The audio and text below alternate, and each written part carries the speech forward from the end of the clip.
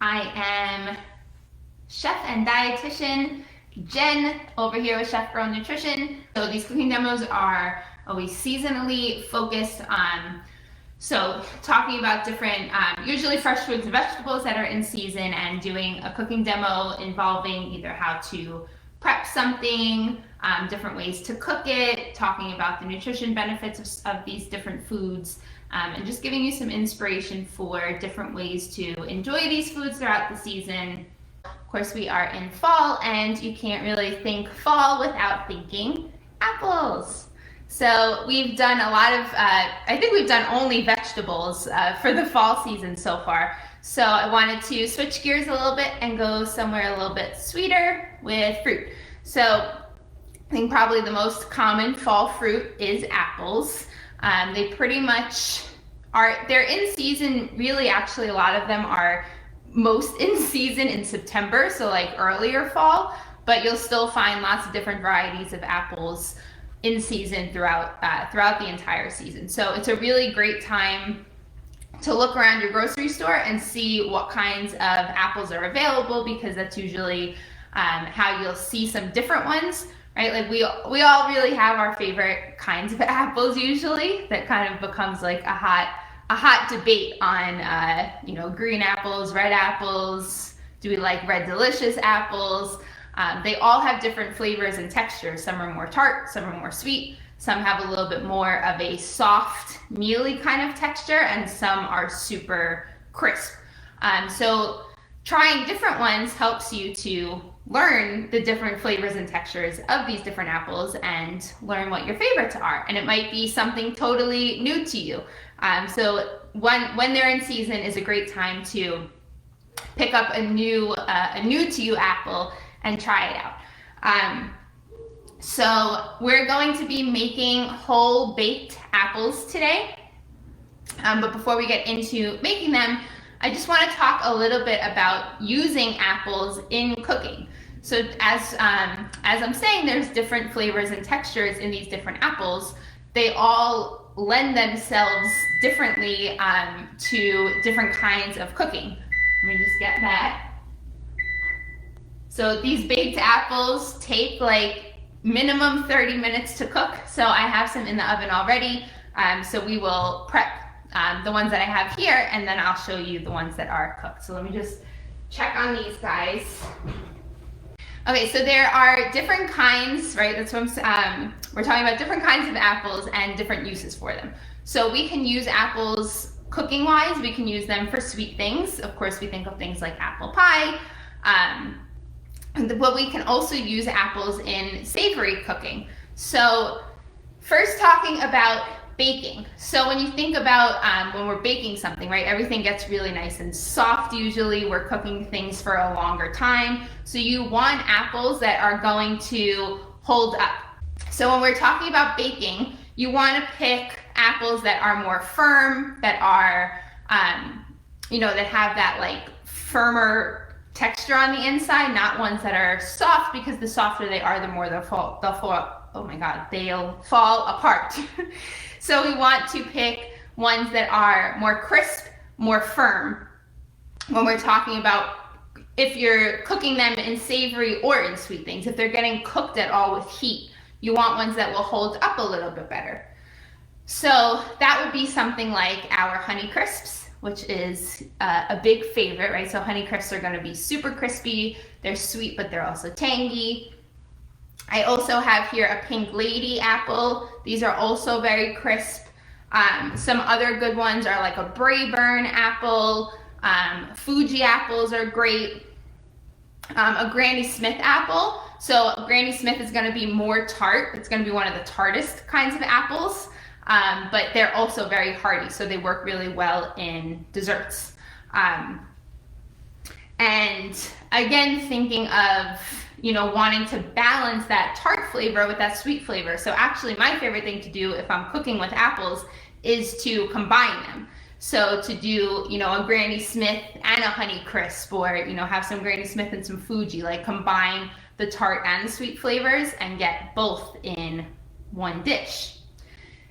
The exception to wanting to use something more firm and crisp when you're cooking would be if you're making something like applesauce or like an apple butter or a jam, something where you're cooking the apples down really, you're cooking them all the way down to almost being like a puree.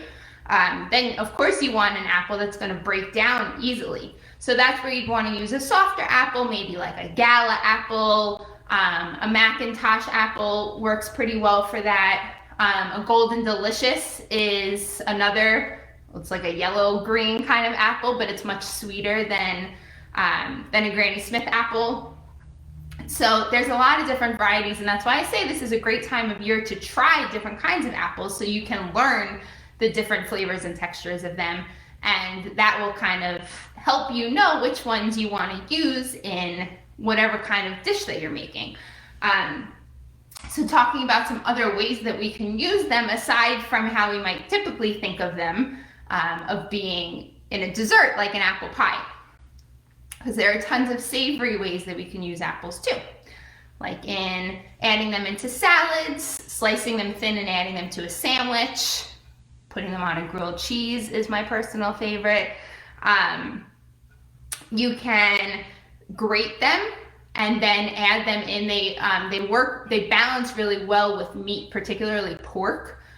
So you could grate apple and then you could put them in a mixture with ground pork to make like pork meatballs or pork burgers or like a pork meatloaf or something, and add that sweetness in. Think of like breakfast sausage that you see. A lot of times you'll see like chicken apple sausage. So that is that same kind of idea, that it's the savory meat mixed with the sweetness of the apple. So that's another way that you can use them. So, if you're thinking about wanting something sweeter, maybe that you're balancing out with something salty, then you want a sweeter apple like the Fuji apple. And then there are, of course, apples that are, I could talk about apples all day long. So there are also apples that are just really best for snacking. And I would say that's where our good old Red Delicious apple comes into play. It's really a good just snacking apple. Of course, you can eat any apple as a snacking apple. But really, the point that I want to get across is that apples are very versatile, and there's a ton of different ways that you can enjoy them this season and every fall. Of course, you can find apples year-round. But like I said, this is when you'll find the most variety, and like we've talked about with seasonal ingredients before, they have the best flavor, and you'll usually find them on sale now while they're in season. So it's just a great time to try new ones and get to know some different kinds of apples and learn about the different varieties, the different flavors, and not just stick to only one kind. So like I said, I have here, what do I have? A Honeycrisp apple and a Pink Lady apple. I also have the Red Delicious, but I'm not going to bake this one. I just wanted to show you the Red Delicious. So I'm just going to bake two of them. So this is a whole baked apple recipe. So we're just baking the whole apple. Of course, there's a lot of different ways that you could bake apples or cook them. One of my favorite things to do is to slice them, just slice them thin and saute it with a little bit of butter or coconut oil, some cinnamon, and you can drizzle a little maple syrup or honey in there and just saute them until they get soft. And then you can use that as a topping for yogurt or oatmeal. So it's just kind of a way to jazz up your typical yogurt or oatmeal breakfast or snack. And it's a simple way to cook them up. So it's almost like making a very simple apple pie filling without all of the work of the pie. So that's one of my favorite ways to cook apples in a quick way. And we're gonna get a similar flavor profile going on here with the whole baked apples. I love these because it's very simple, and I'm going to show you a few different ways to core the apple, because of course we know that an apple has a core that goes all the way down and it's filled with seeds. The seeds of an apple are actually toxic, so you definitely don't want to eat the seeds of an apple. So we do want to take good care that when we remove the core, we make sure that we get all the seeds out of there. So I'm going to show you a few different ways that we can core them. And I actually have a separate little tutorial on that I will get posted, so you can refer back to that just if you want to see different ways to core an apple that doesn't, one of them is an apple corer, but if you don't have an apple corer, I'll show you some other ways. So I love these because they really are simple. Once we get that core out, they're really simple to make. And we're adding a little bit of, you can add a little bit of maple syrup or honey or brown sugar if you wanted. So we're just adding a little bit of sweetener, but most of the sweetness in this dessert, whatever you want to call it, comes from the apple itself, because apples are so sweet naturally. And when we bake them, and these bake for, like I said, like 30 to 40, 45 minutes, depending on the size of your apples, because they are baking for so long, they really, the sweetness really comes out. So it's a very sweet treat without too much added sugar. So it's just a nice way to use the apples for their natural sweetness. And because they're simple to make, it's a perfect weeknight dessert. It's something that you can just, kind of throw together at the last minute. The filling for the apples is things that you probably have in your pantry, and you can really kind of make it your own with whatever you do have. So what I have here is just some rolled oats, some raw plain rolled oats, chopped pecans, dried cranberries, and cinnamon. And then I'm going to put some honey in. The ones that I just took out of the oven, those have the oats, pumpkin seeds, cranberries, and maple syrup. So I just did them like two different ways. So you can really play around with it.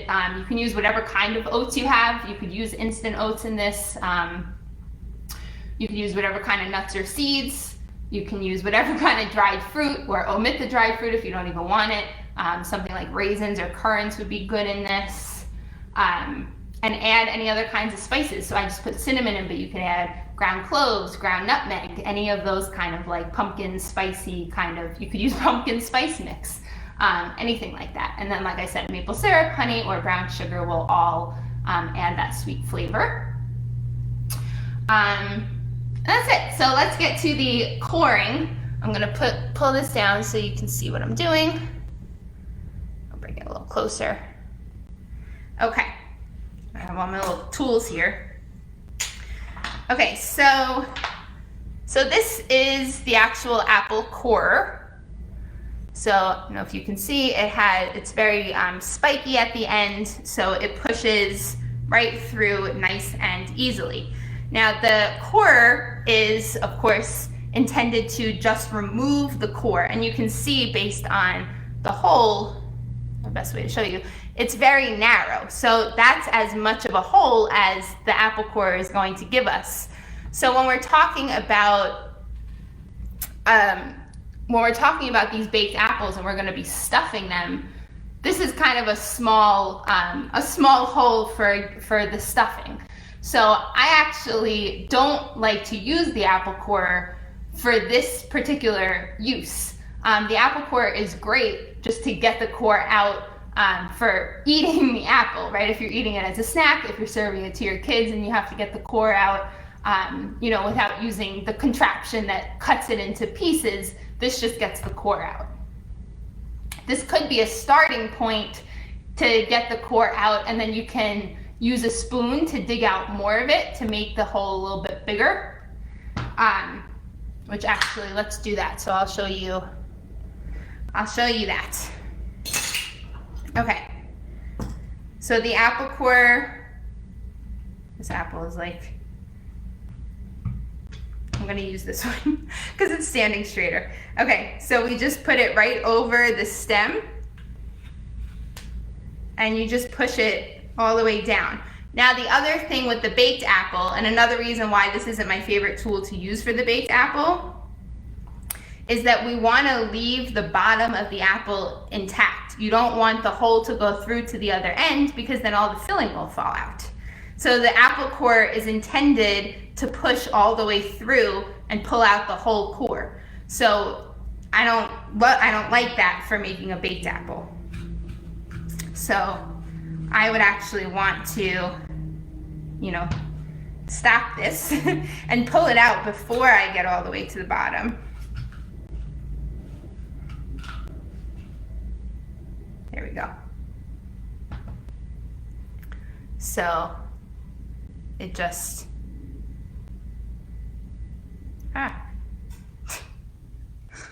comes out. So I didn't get the whole thing because I wanted to stop it before I got to the bottom.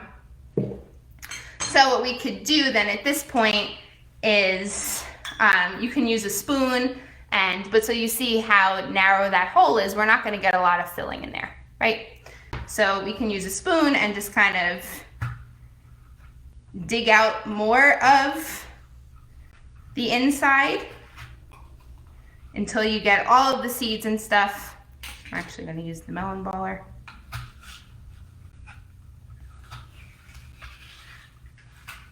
Right, so you can see inside the apple that the seeds are still there. So you want to make sure that you're getting all of the seeds out of there. Okay. Whoops. There's one more seed stuck in there. Get out. Okay. All right, so this now, that's the bottom of the apple that you can see in there, but all of the seeds, why am I having so much trouble making this straight? Okay, all of the seeds are out. So that brings me to the next tool, which is my tool of choice for baking a whole apple, which is a melon baller. Okay, so this is the melon baller tool. If you don't have a melon baller, a teaspoon, just a regular teaspoon, will work. It's about the same size as the melon baller.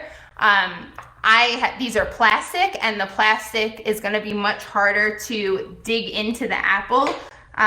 So it's better if you have metal measuring spoons, and then you could use that in place of a melon baller. The metal of the melon baller really scoops in really nicely, so you don't even need anything sharp. You just dig right in, and I kind of rotate the apple. Just get that top right. You're only going to get a little bit out at a time, so you have to keep scooping. So you just keep sticking the melon baller in there, turn it around until you get through all of the core and you get all the seeds out of there.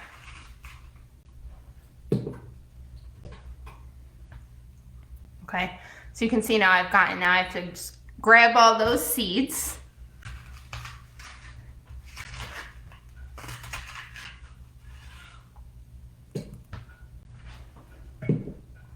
I think we got them all actually. Give one more little scoop. Yeah. Okay. All right. So that's nice and cleaned out. So you can see why I preferred the melon. So this is the melon baller one, and this is the one that I started with the apple core. So we have a much bigger, a much bigger hole to fill with this apple. And like I said, the core is just a little bit more difficult because you can't let it go all the way through, otherwise the filling will fall out. So, like I said, if you have a melon baller or if you have a metal teaspoon, that will also work. The other thing that you can do, I'll show you it with the Red Delicious apple. So we can cut with a paring knife. So I'm just using a small paring knife here. You can cut the bottom, just cut the base off of the apple. And then you can use a big spoon, again a metal spoon, because it'll be able to go around the edges easier. This would be, and I'll show you, I have one of the ones that's cooked that I did this way. This would be to create a much bigger well to fill. So you stick the spoon in and really, see this Red Delicious apple is so mushy. I will say I'm not a fan of Red Delicious apples. Tell me in the comments what your favorite apple is. I would love to hear. My favorite is a Fuji apple. And I just don't like the texture of the Red Delicious apples. You can see like how mealy it is, right? How it's coming on the spoon. Not hating on anyone who loves Red Delicious apples, but they're just not my favorite. Okay, so you can see what I'm doing here, right? I'm just scooping out all the seeds from the bottom.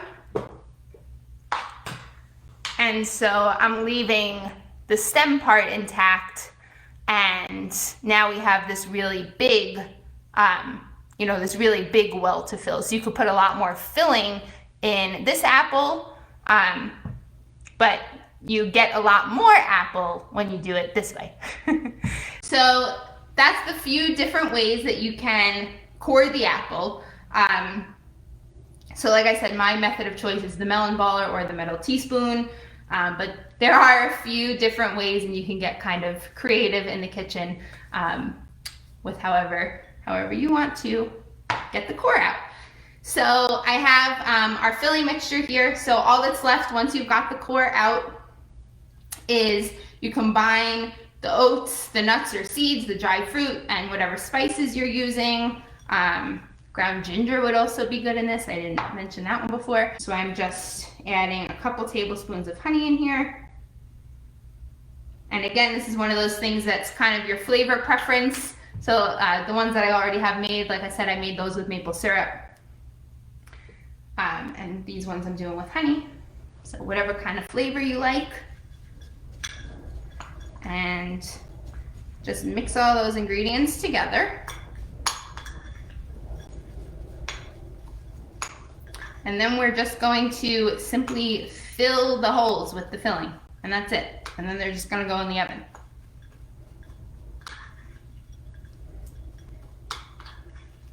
And so cooking apples for something like this, or whatever you're cooking them for, especially if you're doing like an applesauce or a pie filling, a tart, anything like that, or even like an apple crisp, something like that. It's a great way to use up older apples or ones that are a little bit damaged, if they got bruised, if they, I'm sure you are, that when an apple falls to the ground, it bruises very easily. So if you have any bruised apples, it's a good way to use them. Okay, so that's it.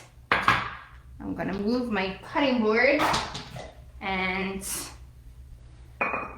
so we're gonna use, you just need some sort of baking dish that the apples can sit in. So I just have this baking dish that I'm gonna use, because I'm just gonna make 2 of the apples. In this one that I already have made, I used an 8x8 baking dish, just like a regular Pyrex dish. So whatever kind of baking dish you have that they can just comfortably sit in. And let me show you. Okay, so we just have them sitting in the dish, and we're just going to fill them with the filling. You just want to push it down so it gets, so it gets nice and filled. Just going to fill it right to the top. And the honey is way stickier than the maple syrup.